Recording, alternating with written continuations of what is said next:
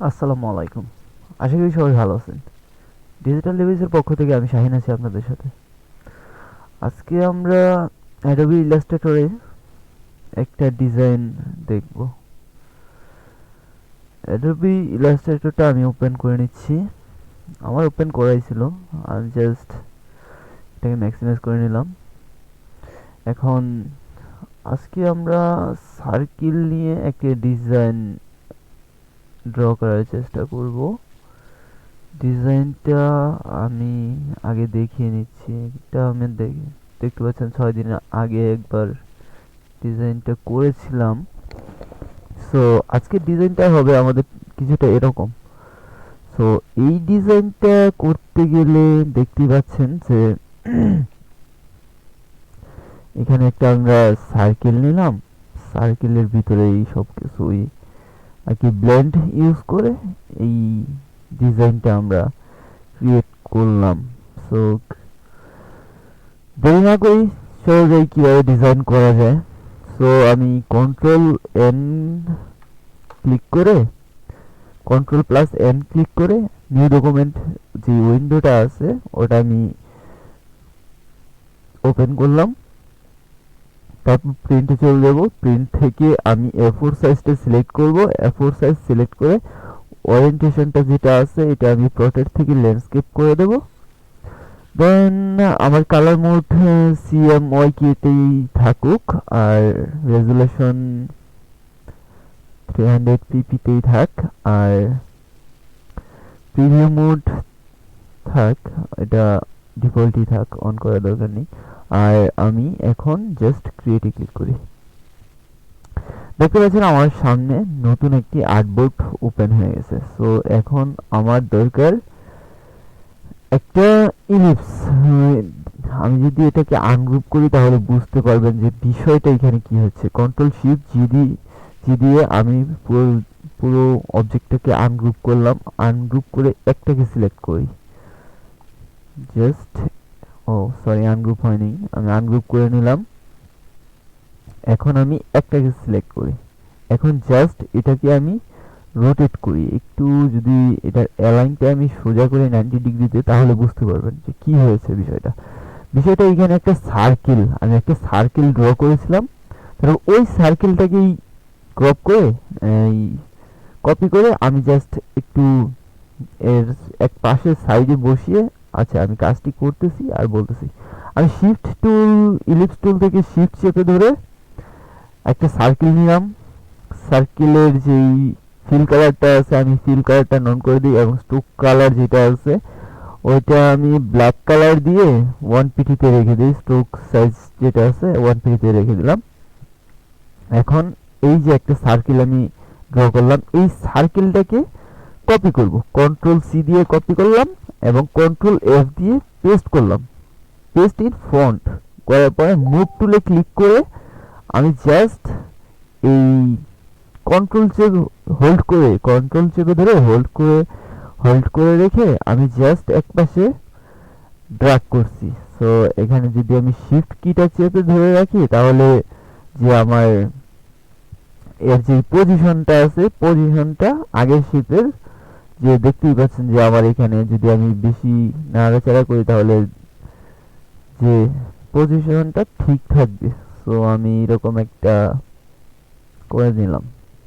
করে নেওয়ার পরে আমি কি করতে পারি, এটাকে সিলেক্ট করলাম। সিলেক্ট করার পরে শেপ বিল্ডার দিয়ে যদি কাটি তাহলে আমরা সেই কাঙ্ক্ষিত অংশটা আমরা চাচ্ছি এইখানে ওটা কিন্তু পেয়ে যাচ্ছি। সো আমি দুইটাকে একসাথে সিলেক্ট করলাম। সিলেক্ট করে শেপ বিল্ডার টুলে চলে যাচ্ছি। শেপ বিল্ডার টুলে চলে যাচ্ছি, আমি শর্টকাট ইউজ করছি শিফট প্লাস এম। শেপ বিল্ডারে চলে গেলাম।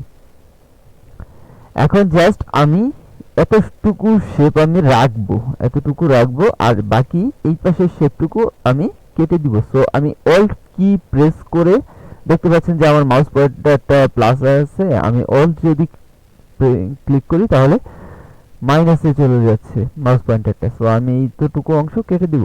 সো কেটে দিলাম। এখন মুভ টুলে ক্লিক করি। মুভ টুলে ক্লিক করার পরে আমি এইখান থেকে ইরেজার টুল থেকে আমি নাইফ অথবা স্লাইসিং টুল যেটা আছে ওইটাও ইউজ করতে পারি। তো আমি স্লাইসিংটাকে এখানে ইউজ করতেছি।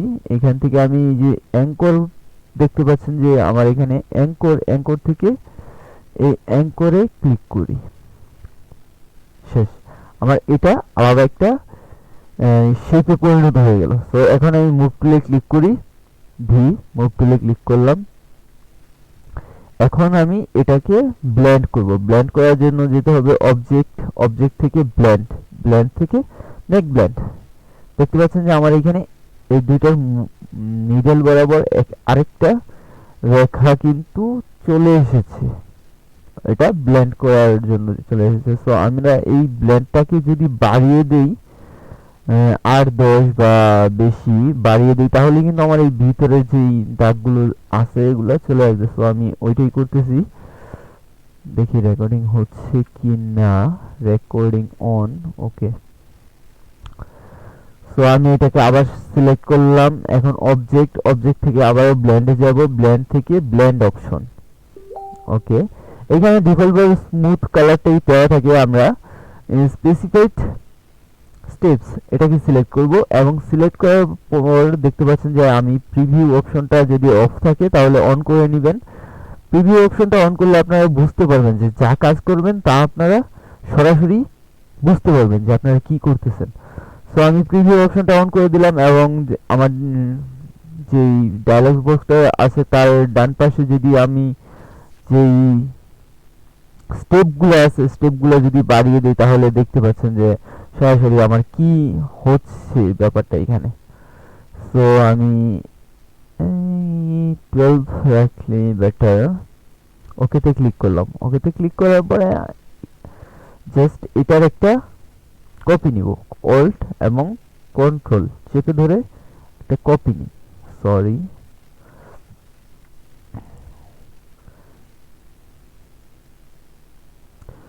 আমি অল্ট কি চেপে ধরে এটার একটা কপি নিই, শিফট চেপে ধরে রাখলাম। এখন জাস্ট শিফট চেপে ধরে এটাকে রোটেট করব। হ্যাঁ, রোটেট হয়ে গেছে। এখন জাস্ট আমি এটাকে আমার প্রয়োজন মতো পজিশন মতো বসিয়ে দেব। হ্যাঁ, বসালাম। এই দুটাকে ধরি, কন্ট্রোল জি দিয়ে আগে গ্রুপ করে নিলাম।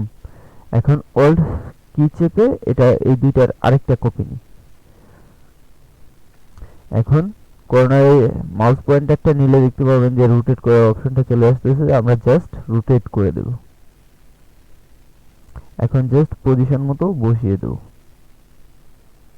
এই হয়ে গেল।